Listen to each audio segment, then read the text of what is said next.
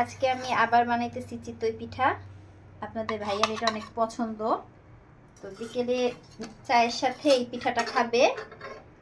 আরও জিনিস আছে এই পিঠার সাথে, তার পছন্দ হচ্ছে নারকেল আর হচ্ছে ঝোলা গুড়। তো প্রায় সময় এরকম বিকেলবেলা অল্প কয়েকটা পিঠা বানাই, বেশি না। দেখা গেছে আপনাদের ভাইয়া খাইতে পারবে এরকম মাপের বানাই। তো এই যে পিঠা, সাথে আছে চা, আরও কিছু আছে দেখাইতেছি।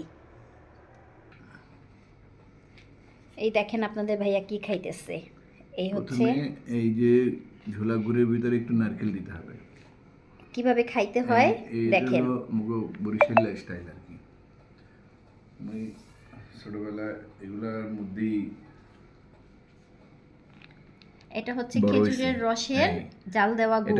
এটা খাইলে, এভাবে খাইলে আমার সেই ছোটবেলার কথা মনে পড়ে, নস্টালজিক হয়ে যায় আর কি। হ্যাঁ, তো মাঝে মাঝে এরকম পিঠা ভাজি অল্প কয়েকটা আপনাদের ভাইয়া এই রস দিয়ে খায়, সাথে নারকেল দিয়ে। এই নারকেলটা হচ্ছে আমার বড় বোনের গাছের নারকেল। আমি এটাকে প্রসেসিং করে ডিপ ফ্রিজে রাখছিলাম। আর এই যে কাঁঠাল দেখতে পাচ্ছেন, এটাও গাজীপুর থেকে আনা, আমার মায়ের গাছের কাঁঠাল। এটাও ফ্রিজে ছিল। আমি মোটামুটি অনেক কিছুই ফ্রিজে রাখি এরকম করে। এখন দিন ছাড়া অদিনও খাওয়া যাইতেছে এই কাঁঠাল। যদিও এখন কাঁঠালের মৌসুম না, কিন্তু আমি কাঁঠাল খাবো। কি কেমন হয়েছে বলো? পিঠা তো আগেও তোমাকে রিভিউ দিয়েছি এবং তোমাকে বললাম যে এটা খেলে আমি নস্টালজিক হয়ে যাই।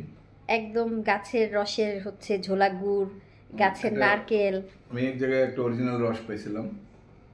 সব ভেজালের যুগে সব কিছু ভেজাল হয়ে গেছে, কেউ কি বিশ্বাস করা যায় না। ঠিক তাই। বিকেলে আমরা চা নাস্তায় চিতই পিঠা খাইতেছি। আমি অবশ্য খাবো কাঁঠাল। যদিও কাঁঠাল আমার খুব একটা পছন্দ না, কিন্তু এটা যেহেতু আমার মায়ের গাছের কাঁঠাল, এই জন্য একটু খাই। একটা কাঁঠালকে আমরা খায়া শেষ করতে পারি নাই, কিছুটা আবার ফ্রিজেও রেখে দিছিলাম। অনেকক্ষণ হয়েছে নামায় রাখছি, কিন্তু এখনো গরম।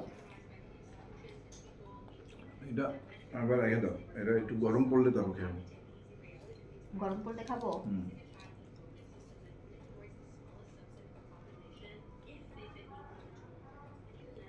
পিঠা খাওয়া শেষ, এখন খাইতেছি চা। চিয়ার্স। চা খাইতে খাইতে চা চিয়ার্স। আমি গরম চা খাইতে পারি না, আমার চা খাইতে হয় ঠান্ডা করে। বিকেলের নাস্তা চিতই পিঠা আর চা।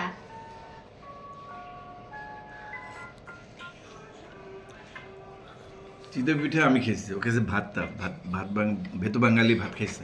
আমি ভেতো বাঙালি, এজন্য আমি ভাত খাই, অন্য কিছু খাই না। ওই পিঠা পায়েস আমার জন্য না। চিনসে গেলি ভাত।